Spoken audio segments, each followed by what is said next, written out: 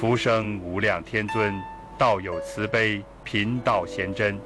这一章我们要一起解读《道德经》的第50章，一念随喜，功德无量。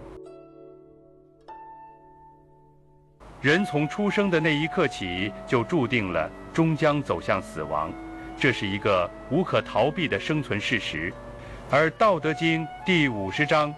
正是从这样一个冷静甚至近乎残酷的观察出发，向我们展开了对生与死的深层洞察。章节开篇，老子简洁地写道：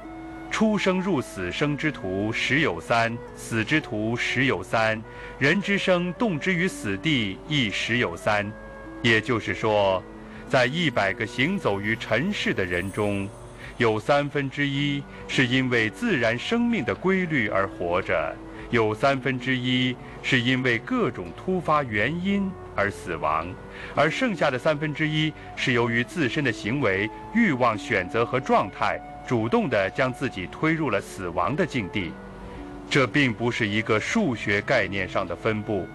而是老子以比喻性的方式指出的现实状态。人生之所以艰难，并不仅是外部风险的施加，更常常来自我们内心深处的焦躁、执念与不安。对于当代人而言，理解这一节的关键在于重新定义什么是生，什么是死。如果我们把生理解为一种有意识、有节奏、有内在感知的状态，而把死看作是盲目奔波、失去自我、陷入内耗的处境，那么就会发现，现代社会中有相当多的人，虽然肉体尚存，实则早已精神麻木、情绪冻结，乃至灵魂枯竭。这样的人，即便身体在动，心灵却早已停摆。老子所谓的动之于死地，不只是指肉体走向毁灭的过程，更是在讲精神与心理层面的滑落与沉沦。在工作情境中，这样的现象比比皆是。许多人每天奔波于城市的地铁、写字楼、会议间，脑海中充满了绩效指标、客户回馈、上级要求、跳槽机会，似乎永远处在一个被动应对又强行积极的状态中。这种状态看似是一种积极进取的奋斗，但实际上是以透支身体、牺牲情绪、封闭感知为代价的。人在这样的节奏中，容易产生过度自我驱动式的紧张，担心落后于同龄人，害怕被裁员，焦虑晋升无望。这些情绪将人一步步推向所谓的死地，失去真实感，丧失耐心，对未来充满恐惧。很多职场人并不自觉地陷入了生生之后的陷阱。所谓生生之后，就是对生存本身的过度直取。老子所说的以其生生之后，揭示了人过分执着于生，反而使自己离死更近。追求稳定，渴望成功，本无可厚非，但一旦这份渴望变得无法承受，过度膨胀，走火入魔，就会让一个人陷入持续的焦虑之中。职场中常见的加班文化、内卷风潮、职级攀比，其实就是生生之后的集中体现。我们也可以看到，许多职场崩溃事件、突发心理危机乃至极端行为的背后，并非是某个具体的任务压垮了当事人，而是一个长期积累下来的精神结构崩塌。人将全部希望系于升迁、薪水、认可、平台，于是生活的维度变得单一，精神的空间逐渐被榨干，心灵的弹性也因此逐渐丧失。这时候，只要遭遇一次失败、一次否定、一个挫折，就可能完全崩溃。从这个意义上来说，他们正是老子所说的动之于死地者，是以一种自我设限、内在封闭的方式在生活。如果说职场是一个人外在身份的战场，那么家庭就是一个人内在情感的温床。然而，这个温床也并非天然温暖，家庭关系中的矛盾、期望、依附和控制，也可能成为另一种形态的生生之后。在当代社会中，很多父母对子女有着强烈的教育规划欲望，几乎将自己未尽的理想和社会对成功的全部标准都压在孩子身上。这样的家庭看似充满关爱，但其实背后隐藏的是一种巨大的心理控制和身份投射。父母一方面担心孩子走错路，另一方面又用自己的恐惧去定义孩子的选择空间。在这种关系中成长的孩子极容易失去对自我命运的判断能力，最终变成一个为取悦他人而活的工具人。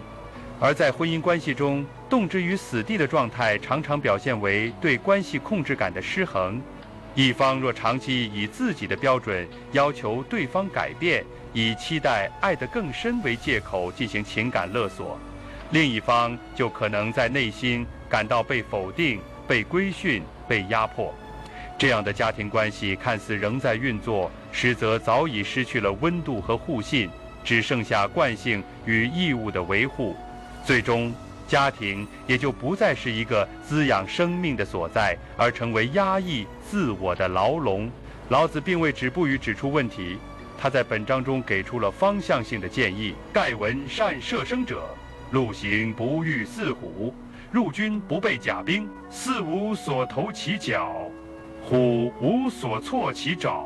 兵无所容其刃。这段话既可以理解为古人对道术修炼者的尊敬，也可以视为一种隐喻。善于保养生命的人，不是拥有逃避风险的神力，而是他们不主动制造风险，不把自己置于危险的逻辑和结构之中。他们不以控制欲主导生活，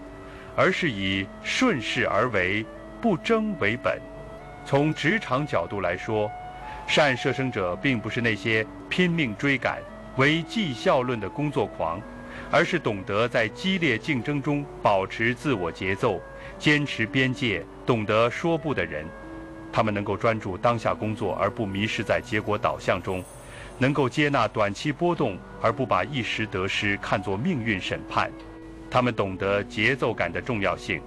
知道在正确的时候进，在必要的时候退，而不是为了拼搏而拼搏，为了赢而无止境燃烧自己。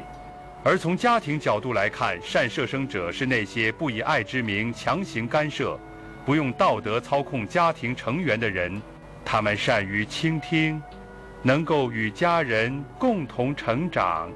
而不是代替家人做决定。他们理解每个生命都有自己要走的路径，所以他们不会用焦虑来换取表面的安稳。他们明白真正的亲密关系是允许而不是规范，是陪伴而不是安排，是尊重而不是塑造。更进一步地讲，所谓善射生者，其实是在构建一种生命的内在秩序。他们不把生命当作奋斗的工具，而是视其为一个需要细细体察、慢慢调理、温柔相待的存在。他们能够保持觉知，不把外部的成功当成唯一指标，也不把内心的慌乱变成生活的常态。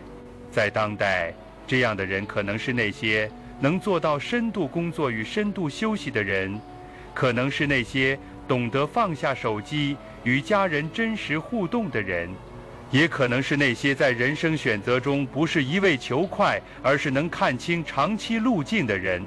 他们之所以能够陆行而不遇迂虎，入军而不被兵刃，是因为他们的状态本身就是对危险的天然免疫。他们不带攻击性，不处敌对位，不引发对抗性的回应，所以也就不容易被困于危机之中。他们的心是松的，气是顺的，节奏是柔的，因此在外部世界，在如何动荡中，他们仍有一种稳如磐石的内在力量。在这个意义上说，老子真正想传达的并不是如何必死，而是如何真正的活。活的不是多一点时间，而是多一点清明，不是赢得更多成绩，而是赢得更多自我。他希望我们不要成为被死地驱动的生命单元，而是成为以道为本、柔和行事、内在安宁的人。本章的深意并不仅在于生死之间的转换之道，更在于对生存方式、对行为策略、对心理动因的彻底反思。它要求我们从根源上去检视自己是如何活着的，是不是已经进入了一种机械运行、压力控制、焦虑驱动的模式？如果是，那么或许我们已经处在一种无形的死地之中；